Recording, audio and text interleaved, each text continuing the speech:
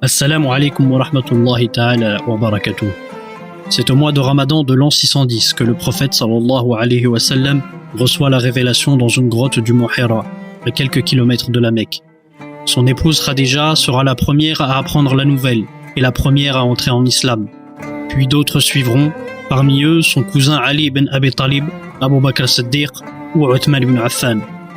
Progressivement, le message se propage parmi les Mécois, faisant de nombreux nouveaux convertis, mais aussi de nouvelles menaces. Les notables ne sont pas prêts à accepter le changement. Ils s'y opposeront farouchement par tous les moyens qu'il leur sera donné d'user, ne rechignant ni à la menace, ni à la violence.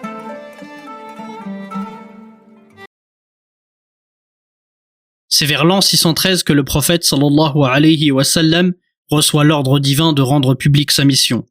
Il convoque les Mécois, et du haut d'une colline, il appelle les tribus à écouter le message de l'islam. Banu Adi, Banu Hashim, Banu Amir, Banu Makhzoum, tous sont présents. Les réactions sont mitigées. Certains écoutent avec curiosité, voire intérêt ce qu'a à dire cet homme connu pour sa sincérité et son intégrité, et dont la parole n'a jamais été mise en doute. D'autres le regardent avec dédain, le considérant comme fou, et ne lui prêtent que peu attention. D'autres encore, réceptifs à la propagande des notables, appellent à une réaction violente. C'est le cas d'un de ses oncles, Abd al-Uzza ibn Abd al-Muttalib, présent dans l'assemblée. Il écoute son neveu et s'écrie « Que tu périsses aujourd'hui même, est-ce pour cela que tu nous as réunis ?»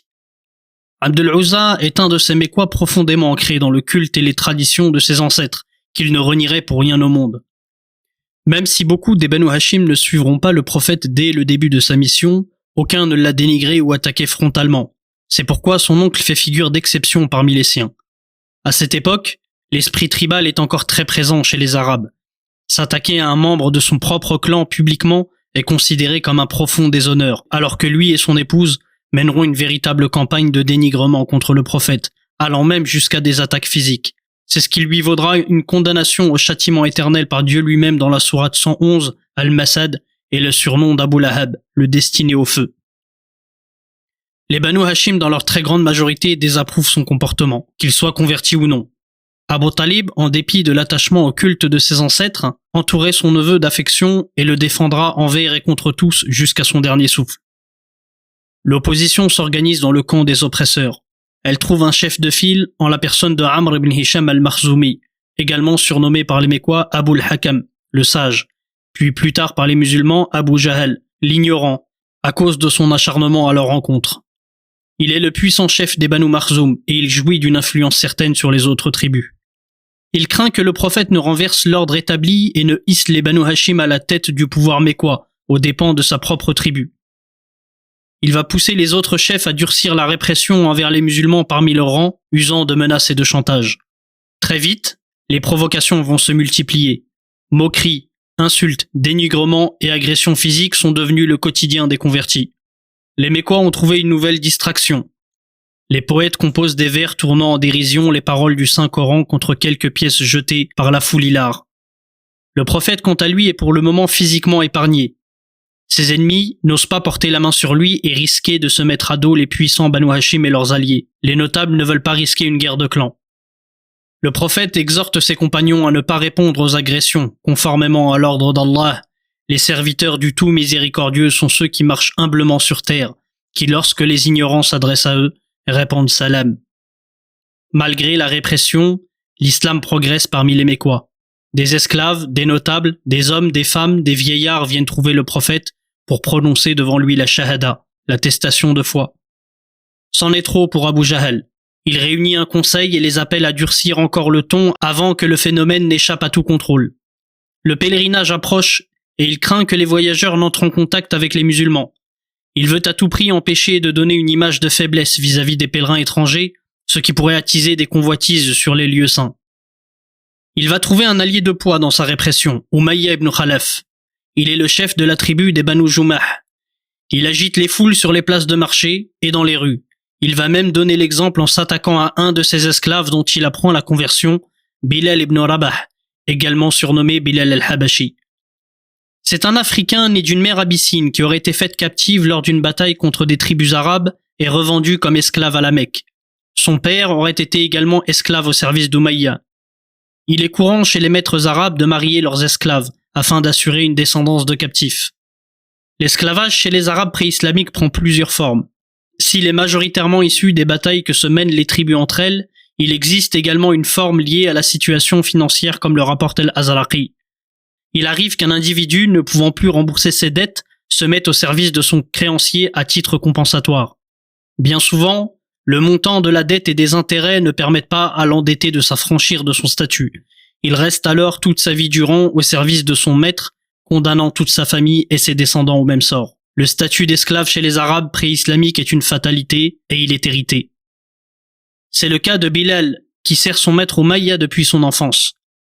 Lorsqu'il entend qu'un homme prône la justice et l'égalité entre les hommes à la Mecque, il y voit un changement important à venir dans la société, qui pourrait le sortir lui et ses semblables de leurs misérables conditions. Umayya devient vite la risée des chefs mécois.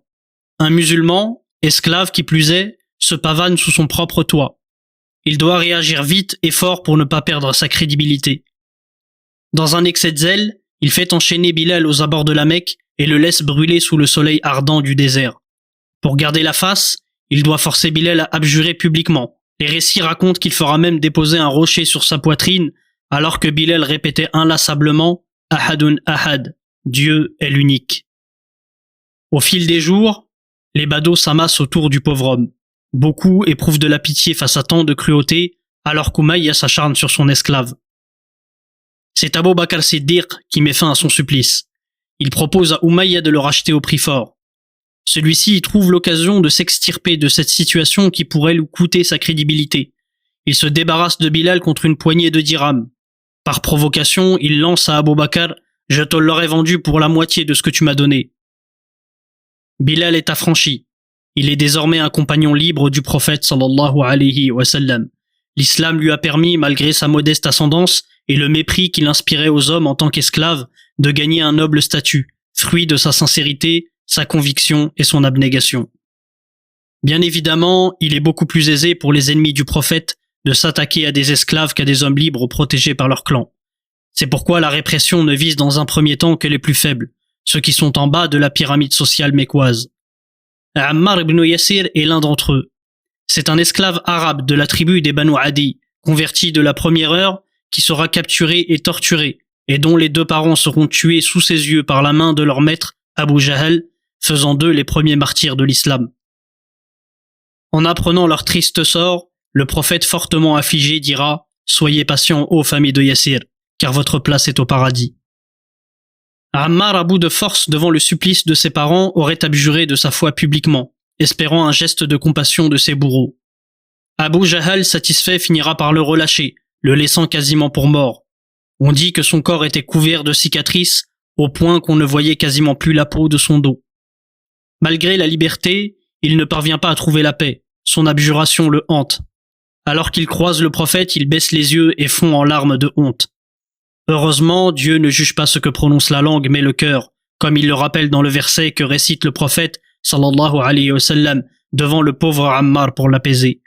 Quiconque a renié Allah après avoir cru, sauf celui qui a été contraint, alors que son cœur demeure plein de sérénité et de la foi, mais ceux qui ouvrent délibérément leur cœur à la mécréance, ceux-là ont sur eux une colère d'Allah et ils ont un châtiment terrible. Nous sommes vers l'an 615 et la communauté musulmane est en péril à la Mecque. Le prophète doit agir vite pour le bien de l'islam. Il réunit ses compagnons pour leur annoncer une décision importante, l'exil. Les commerçants arabes voyagent depuis longtemps vers les contrées du sud, et en particulier vers le royaume d'Aksum, de l'autre côté du rivage de la mer Rouge en Abyssinie. C'est un royaume riche et puissant, christianisé depuis le IVe siècle. À son apogée, son vaste territoire couvre l'actuelle Éthiopie, Érythrée, Djibouti et la Somalie. Au VIe siècle, il s'étend même au-delà de la mer Rouge, au sud de l'Arabie, renversant par la même occasion le royaume juif du Himyar avant d'être à leur tour chassé par les Perses sassanides. Les commerçants rapportent aux Mécois les récits de ces contrées lointaines où règne un roi juste et tolérant qui porte le titre de Négus, An-Najashi en arabe. En effet, l'adoption du dogme chrétien par le royaume a mis fin aux persécutions à l'encontre des différentes communautés religieuses dans la région. C'est la raison qui pousse le prophète à envisager cette terre comme asile pour ses compagnons. Au total, ce sont 16 volontaires qui seront du voyage, 4 femmes et 12 hommes. Parmi eux, Ruqayya, propre fille du prophète, et son époux Uthman ibn Affan. Par cette décision, le prophète s'assure que quoi qu'il arrive à la Mecque, l'islam perdurera quelque part hors de la péninsule arabique. L'expédition se prépare et prend la route. Ils laissent derrière eux leurs proches, leurs terres et leurs biens. C'est un long voyage harassant qui les attend. Le prophète désigne son cousin Ja'far ibn Abi Talib, frère de Ali ibn Abi Talib, comme leur chef. Il a pour mission de les conduire sains et saufs jusqu'au Négus. Il trouve une embarcation au port de Chouaïba, non loin de la ville de Jeddah, à 100 km de la Mecque. Ils traversent alors la mer Rouge jusqu'aux côtes du continent africain. De là, ils ont encore plusieurs jours de marche jusqu'à la mythique cité d'Aksum. En tant que puissance commerciale maritime, Aksum a connu un développement prospère.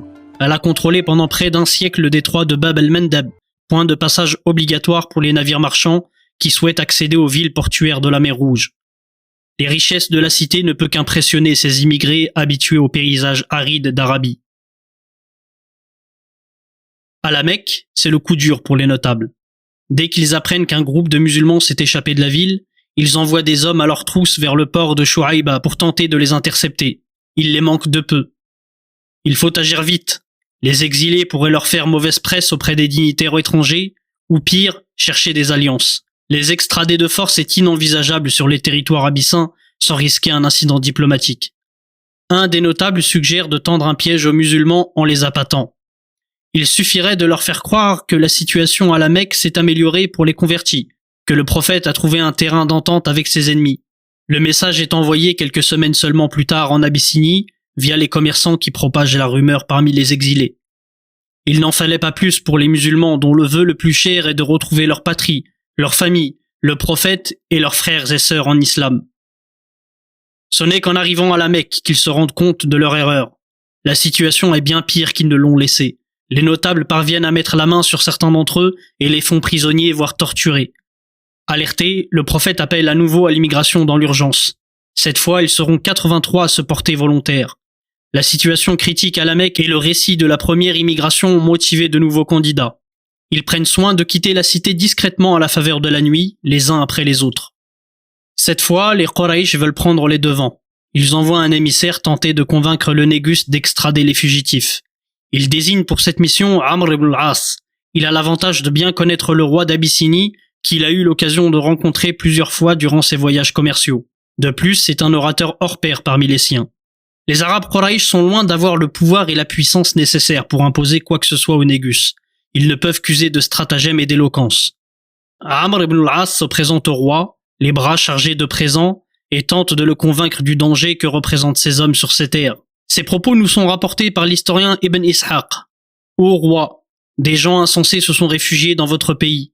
Ils ont quitté la religion de leur peuple et n'ont pas pour autant embrassé la vôtre. Ils ont suivi une religion qu'ils ont créée de toutes pièces et que personne ne connaît. La cour du roi acquiesce et conseille le roi.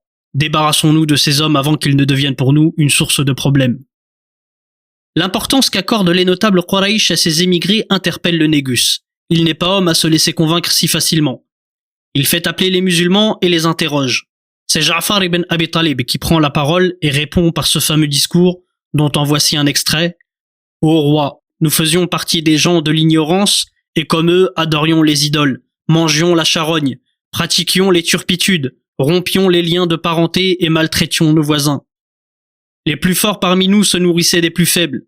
Nous vivions ainsi jusqu'au jour où Dieu nous envoya un messager qu'il choisit parmi nous, un messager dont nous connaissons l'ascendance, la franchise et l'honnêteté. Il nous a appelés à croire en Dieu l'unique et à abandonner l'idolâtrie. Alors notre peuple nous a agressés, torturés, tourmentés. Notre prophète nous a envoyés vers vos terres pour être sous votre protection, et nous espérons, ô roi, qu'auprès de vous, nous ne subirons aucune forme d'injustice. Le roi consulte ses ministres, puis s'adresse à Amr. Partez, par Dieu, je ne vous les livrerai pas. Ils sont sous ma protection.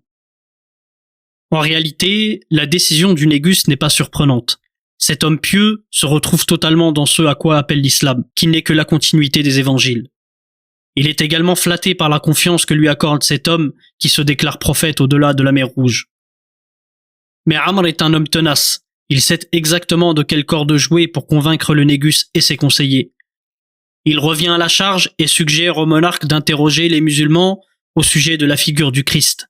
Il sait que c'est un point sensible et principal sujet de controverse entre les deux religions. Le dogme trinitaire s'est largement ancré dans les territoires chrétiens, en particulier en Abyssinie, allié de l'Empire romain. Alors qu'il est acquis au 7e siècle pour l'Église que Jésus est à la fois le Père, le Fils et le Saint-Esprit, l'islam professe une doctrine unitaire sans concession. Dieu est un, indissociable, indivisible. Pour autant, Jésus, Isa ibn Maryam, n'est pas dénigré dans la religion musulmane, loin de là. Lui et sa mère sont hautement considérés dans le Coran. Lorsque le Négus, curieux de connaître la position de l'islam à ce sujet, refait appeler les musulmans à sa cour, il est ému lorsqu'il entend les versets de la sourate Maryam récités par Ja'far ibn Abi Talib. C'est ce qui mettra définitivement fin aux tentatives de Amr de faire expulser les exilés d'Abyssinie. À la Mecque, la situation devient exécrable pour les musulmans. L'oppression s'intensifie, désormais plus aucun musulman n'est épargné. Les incidents se multiplient, le prophète sallallahu alayhi wa sallam lui-même n'est plus à l'abri des attaques physiques. Alors que jusqu'ici il bénéficiait de la protection de son clan par l'intermédiaire de son oncle Abu Talib, cette immunité s'estompe progressivement face aux oppresseurs. Alors qu'un jour le prophète est en prosternation devant la Kaaba, un de ses voisins, Uqba ibn Abi Mu'ayt, de la tribu des Banu Amir, déverse sur son dos les déchets d'une chamelle qu'il venait de faire égorger.